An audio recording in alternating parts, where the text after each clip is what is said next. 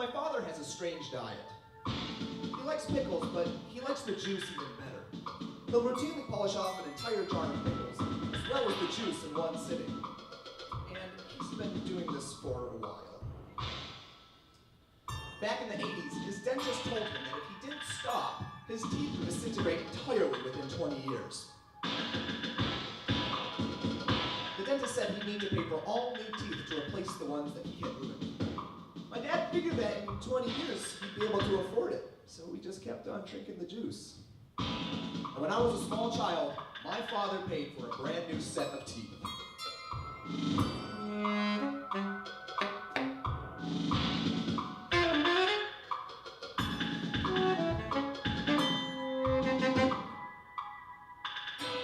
Did he go too far? It didn't kill him, and he enjoyed every jar. I don't think he ever thought twice about it. He does have high blood pressure.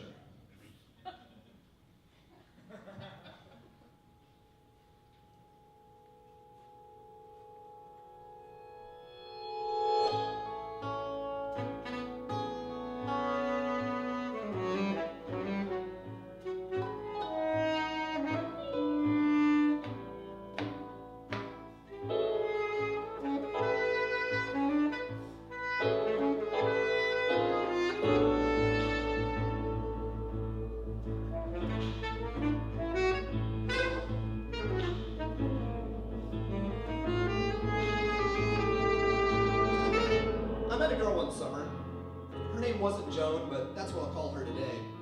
She was living in Buffalo, and I happened to be back in town for a few weeks. I was bored and lonely, so I asked her out. Figured what the hell? That's what summer's for, after all.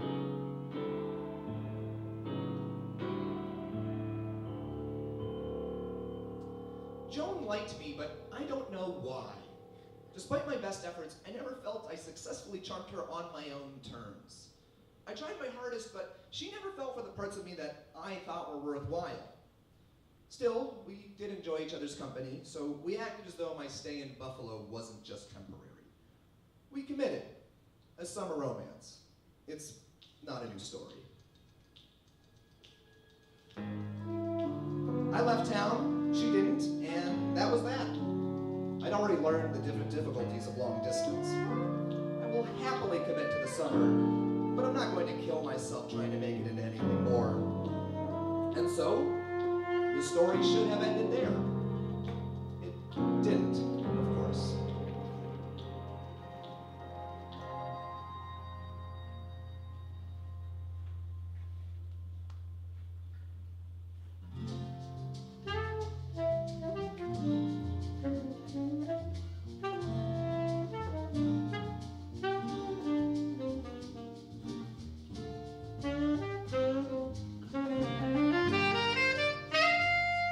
Recipe, burrito for one.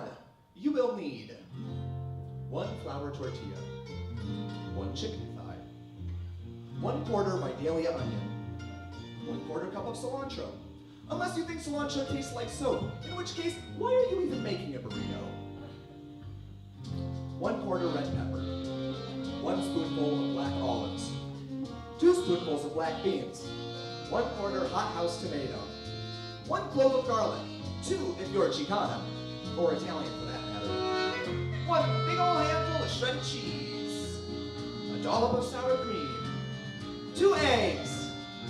Wait, no, that would make it a breakfast burrito. You know what? Just make sure it's a large flour tortilla. Salt, pepper, cumin, chili powder, lime, jalapeno, 1/2 cup of rice, brown rice, and a ripe avocado. Okay, so this is definitely too much food, right?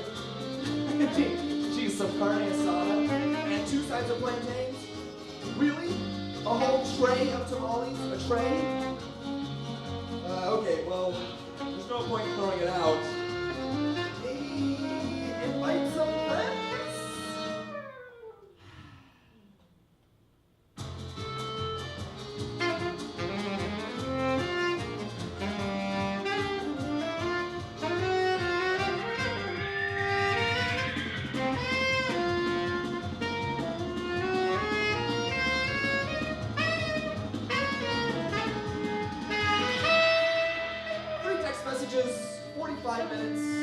of, sorry for the last minute burritos.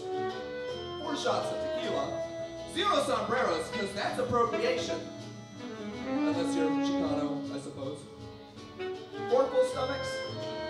1 successful fiesta.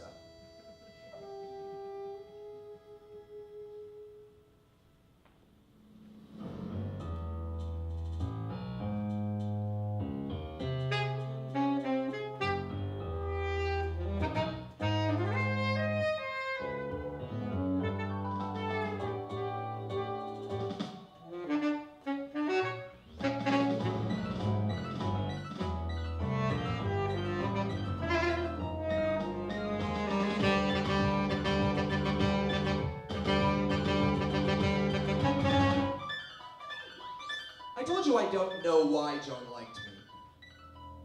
See, she was a big city girl. Cool, worldly, damn smart too. Usually when I successfully woo someone, I figure it's because my eccentricities come off as endearing novelties. But nothing seemed to impress Joan much, me included. Yet she did like me, and I liked her too.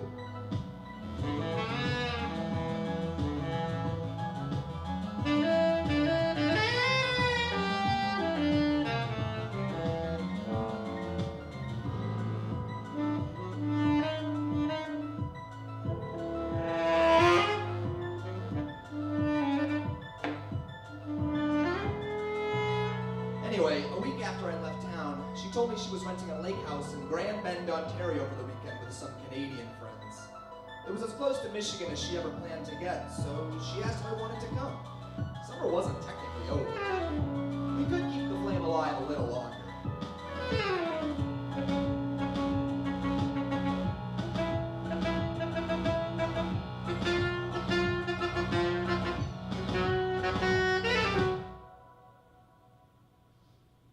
Her friends in the house assumed we had been dating for a while.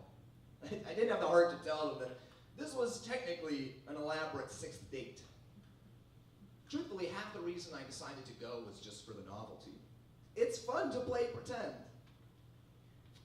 That Saturday, however, I learned that our informal crew would all be going to a beach party with a club bouncer named Wolf, and once there, we would be consuming psychedelic drugs.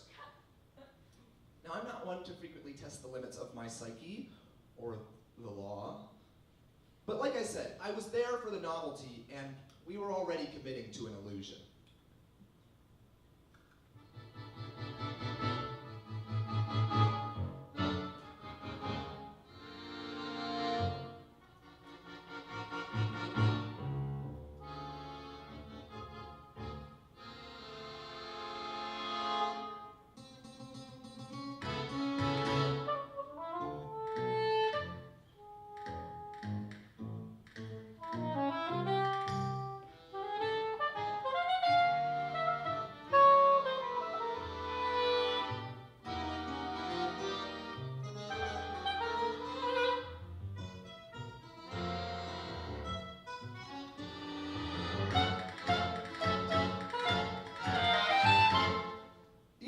Noticed by now that I move quite a bit when I listen to music. Any music. Even this. Even when I shouldn't. Even when I'm sitting. It's not my choice, but I should say that it's also not a completely uncontrollable compulsion. I do it at every concert I go to. Rock, jazz, classical. I know. Dancing to classical music. I've been told that it's quite gauche.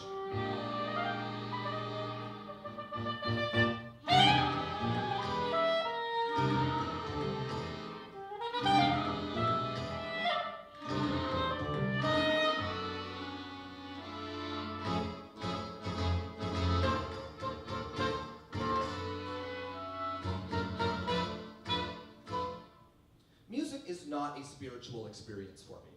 It's primarily visceral, and this is how I connect to it. I know it's not considered proper to rhythmically spasm in my seat in our hallowed concert halls. And despite my contrarian nature, I'm not immune to the gathering judgmental gazes as the orchestra barrels through a scherzo. Still, I refuse to restrain my body just so that I can appreciate the soundscape as passively as everyone else. I don't just want to listen to the music. I want to be a part of it.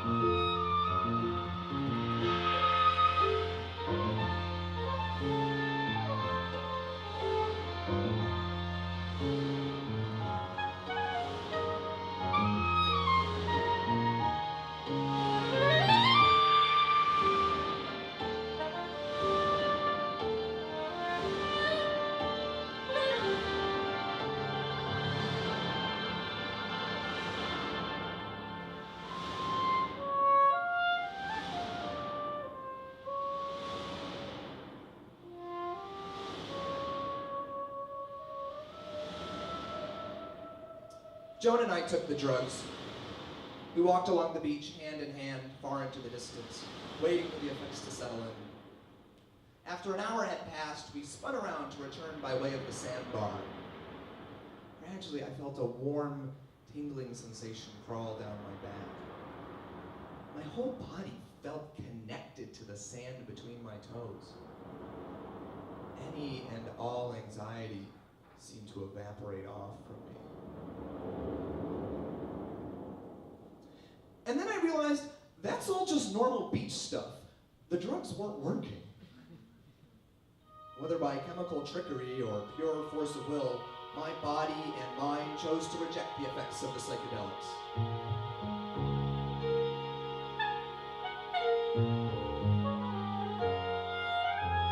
Joan and I arrived back at our small beach encampment, and I quickly realized that I was the only one to resist the mind-altering charms. By sheer luck or a cruel trick, I had been spared the blissful ignorance the drugs had promised.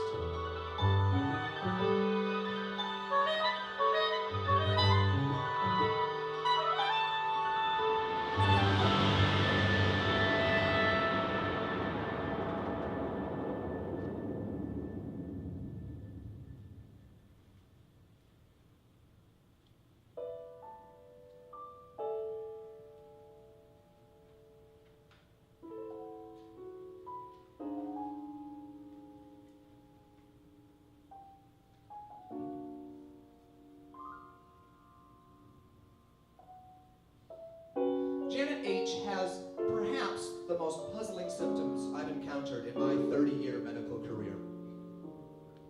Janet is, as far as I can tell, a completely healthy 52-year-old woman. She walks to work, she doesn't smoke, and she has no history of mental illness in her family. She came to my office yesterday to inquire about recent sleeping problems. She hasn't had any difficulty falling asleep, so to speak. But throughout the night, she claims to retain total consciousness, simply staring at the backs of her eyelids, resulting until she wakes. She says she's aware that her body is sleeping, but her brain just refuses to shut off, resulting in hours of mind-numbing contemplation. Despite waking up feeling rested, the constant tedium of uninterrupted consciousness has worn on her spirit. And so, Janet dreads getting into bed every night. While her body recharges, her mind stays trapped in restless reflection.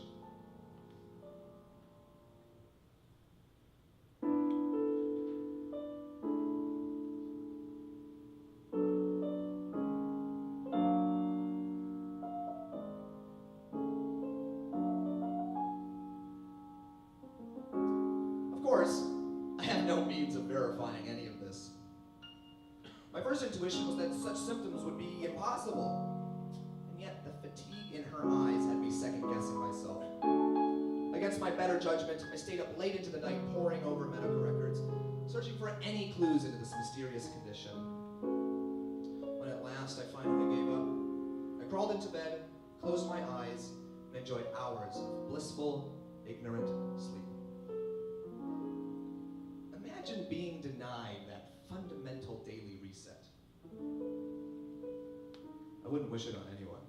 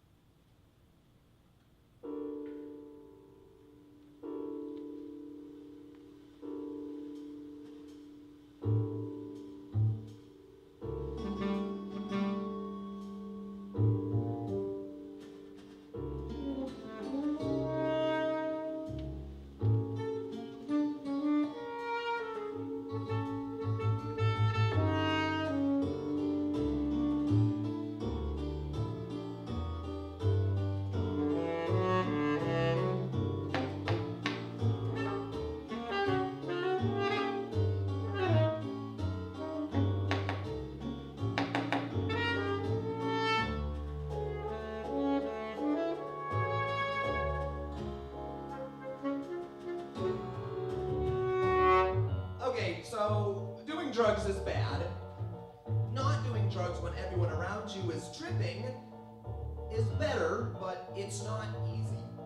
It's not that some veil was lifted, it's just that there's never a veil to begin with. No illusions, no BS.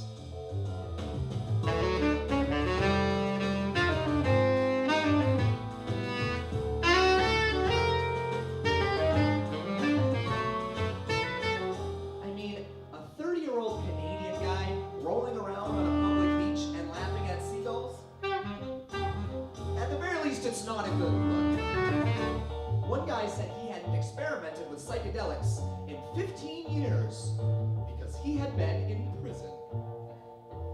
One of the girls was intermittently unconscious from mixing stimulants.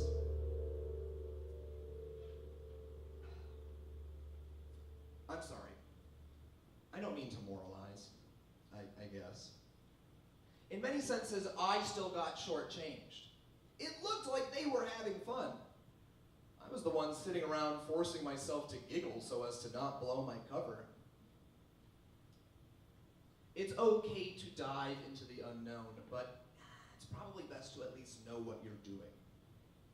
Sure, abstinence is a bore, but decadence can take its toll. I just need to find my own balance between restraint and excess in all things. Dear young Kanye West, it's me, old Kanye West. I want you to know you're not just going to be okay, you're going to be great, the greatest. So don't let anyone tell you your dreams are unrealistic. Don't let anyone tell you that you're not cool enough, that you're not smart enough, that you don't want it bad enough. Let their doubt be your strength. You make your own success.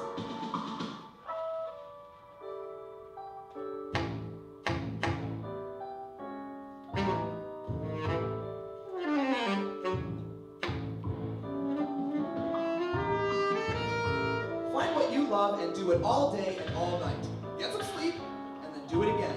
Make no compromises. You want to be a rapper? Be a rapper. You want to be a designer? Be a designer.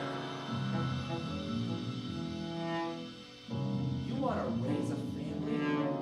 You raise the most loving goddamn family in the world.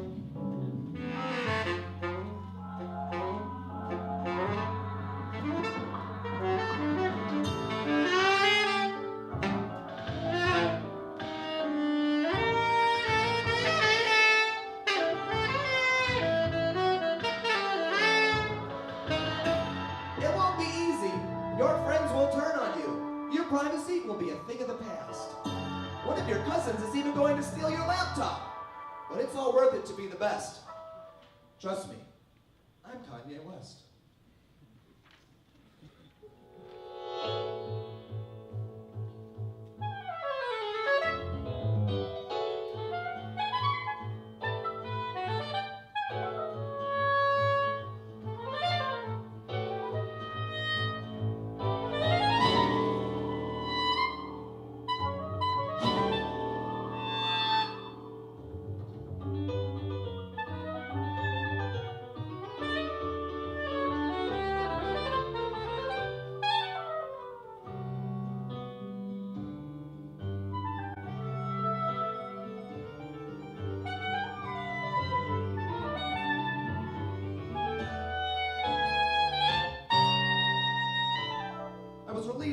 finally returned to the beach house.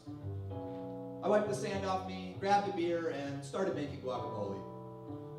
Joan had told our temporary housemates about my guacamole. She liked my guacamole. Maybe that's why she liked me.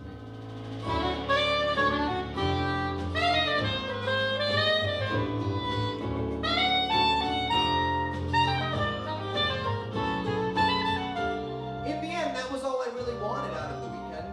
A simple beach vacation with her by my side. See, there was excitement just in how comfortable it felt. I knew it was temporary, but it was still real, at least for that weekend. Maybe I shouldn't have gone to the beach house. Not because of the drugs, but because of Joan. We told ourselves we could have our summer fun, and we certainly did. But the summer ended.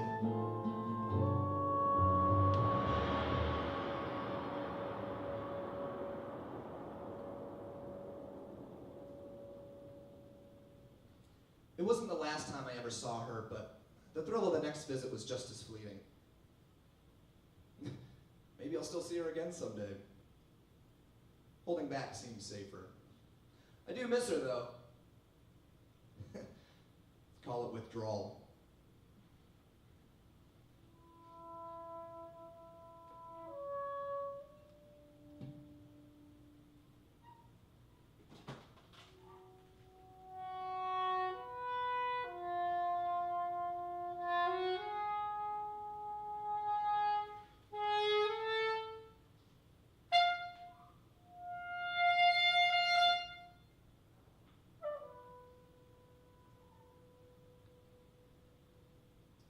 When I was a kid, my favorite bedtime story was about a pig named Pog.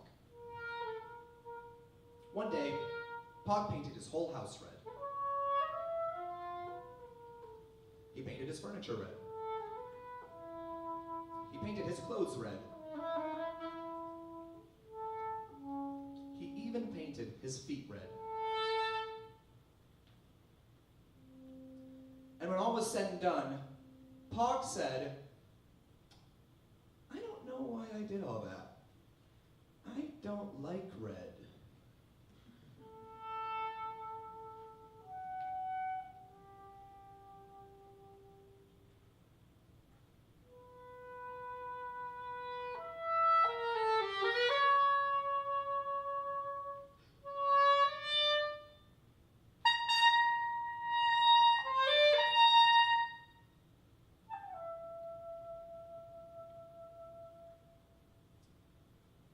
As adults, we're probably thinking, what the hell, Pog?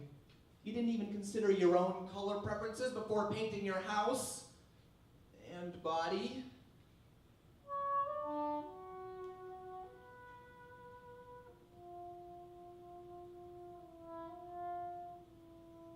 But as a kid, I think I had a better interpretation of the story.